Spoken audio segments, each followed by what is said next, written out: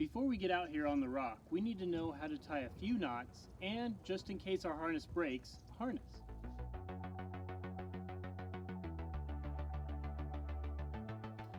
So the next knot we're going to tie is the workhorse of the climbing community, which is a figure 8 knot.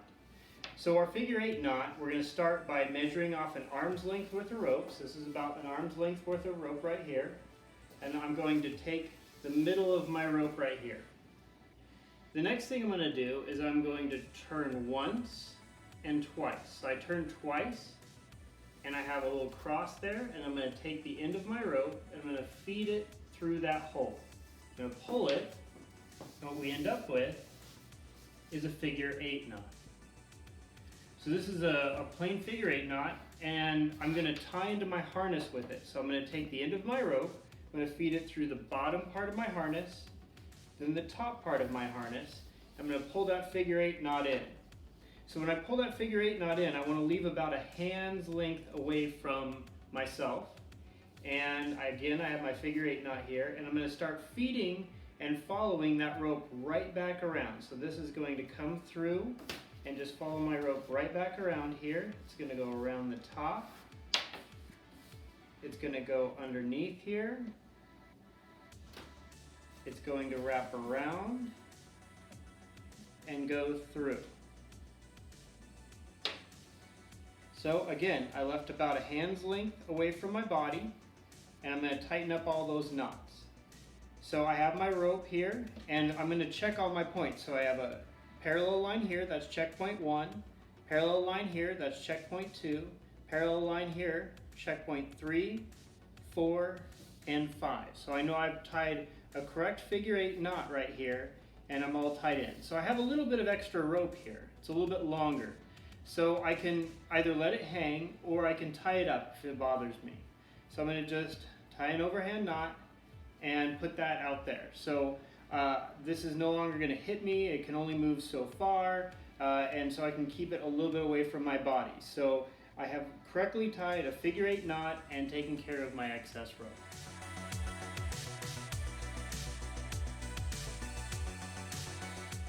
Okay, so the next thing we're going to need to tie is a figure 8 on a bite. So what I showed you previously was figure 8, and you were the person on the bite.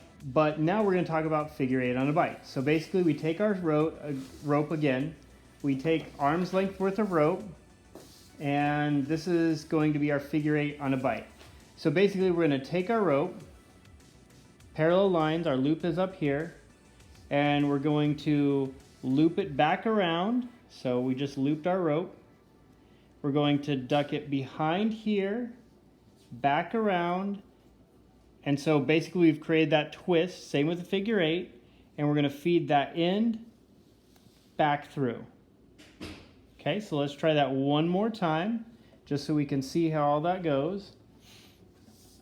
We have our rope here. We get an arm's length worth of rope, and then this is our bite end. So this is the place where we want to make the bite. We're going to loop it over here. We're going to go over and under. So we just did one twist with the rope, and we're going to feed it back through here.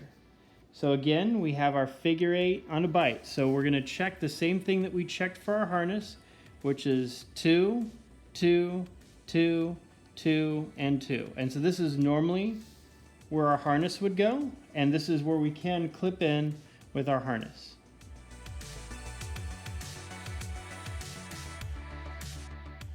So now we're going to tie the water knot. We start with 2 pieces strapping here, and so we're going to tie the water knot with our 2 pieces of strapping. So first thing we do, we're going to take our green strap, and we're just going to tie an overhand knot, just like that. We're going to leave it very loose, okay? So what we want to do is leave it loose, and we want to leave about 3 inches on this side for tying our overhand knot. And so we're going to take this other piece of strapping, and we're going to feed it through the same knot. We're just basically going to go right over our overhand knot. So it's going to trace over, it's going to go under, it's going to go around, and it's going to come through right here. So you want to make sure that you're not creating any tight spots. You want to make sure that all these are parallel to each other. And then to dress the knot, I'm just going to go ahead and tighten it up a little bit here. Tighten it up. So I tighten up each strap, and then I have my overhand knot. So again, we want to make sure that we have at least 3 inches on either side. And this can work itself loose over time, so you need to check this, but we just joined 2 pieces of strapping, and look, we have our nice water knot.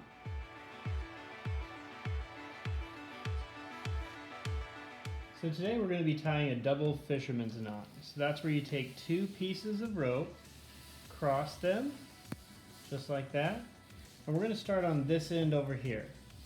So what I'm going to do is go about 1 hand length back, and I'm going to start tying my knot here. So I'm going to take my green rope, I'm going to cross it over, and I'm going to tuck it underneath like that, creating a loop. So the next thing I'm going to do is after I've created my loop, I'm going to make 1 more loop right here, and I'll show you what that does. So when I created my 1 more loop, you see it made an X right here. And then I'm going to feed the end of my line back through. Once I feed the end of my line, I'm going to pull this end rather than pulling this end, because I want about 3 inches here. So this is a good, basically, hand's width here. So I created 1 X here. And so this creates a nice slip knot, so you can see it slips. And so the next thing I'm going to do is do the same thing with my other rope on this end. So I'm going to come down here, again, leaving about a hand's width or a little bit more. I'm going to start tying my knot here. So again, I'm going to create my first loop for my rope. And then I'm going to make another loop back here. I'm going to tuck it under both pieces of rope. And again, that created my nice X. So you see my nice X here. And I'm going to feed the end of my rope through my X in my loops and pull it out the other side. So when I did that, I created my nice X. So see, my nice X is still in there. I pulled it all the way through. So again, I have same amount of rope on basically both ends.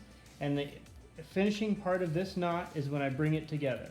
So I'm going to pull both sides, and it comes together just like that. So that's my double fisherman's knot. So this is 1 fisherman's, 2 fisherman's, leaving both ends with plenty of string on the end. And I'm going to pull them tight. This is how I join 2 ropes together.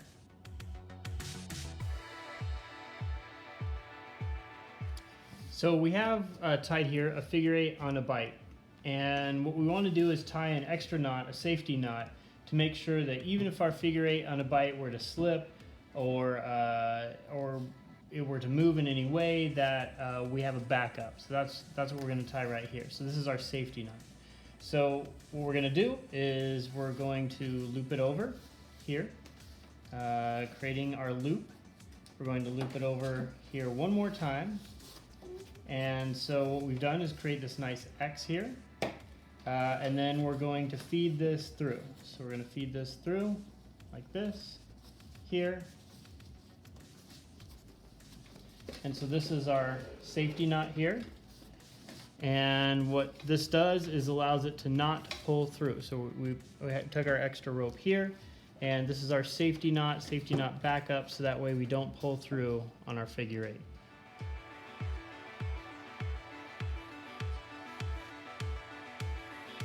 Okay, we're going to tie a Swiss Repellers harness. What I have here is about a 108-pound rope. This is not sufficient for a harness, but just for me showing you purposes, that's what we're going to use. If you're going to use real rope, use regular climbing rope that's rated to at least 17 kilonewtons. So yeah, so we're going to have our harness here. I'm going to make it about arm's length, so it's not perfect. Depending if you have a bigger or smaller waist, you may need to adjust accordingly. So I'm going to start with it on my right hand side. I'm going to take it around my back and bring it back around. And so I'm going to just tuck it under once, twice here. So I have it tucked under twice. I'm going to cinch it up, kind of get it in the middle. Next thing I'm going to do is I'm going to take both pieces of rope. I'm going to put it down underneath my crotch, pull it over to the side. I'm going to show you what I'm going to do on the side. So I'm going to tuck it under here, and back. I'm going to tuck it under here and back. And then I'm just going to cinch this part of the knot up with a half hitch.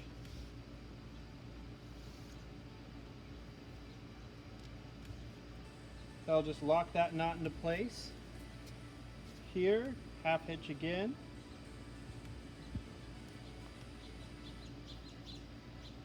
Okay, so I have 2 pieces of rope here. They're on the side, and I'm going to belay with my right hand side. So the next thing I want to do is I want to push everything over to my left hand side, and then I'm going to tie a square knot. So right over left, tuck that behind, left over right, tuck that behind. And so I know I have a square knot here, so you can see that square knot, because it can slide both in and out. So I have my nice square knot here. I'm going to finish this up with another half hitch. Oh.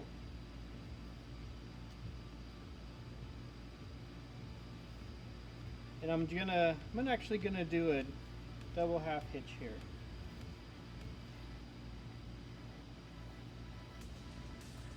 So got my double half hitch. I'm gonna do the same thing back here, just to make sure this doesn't go anywhere.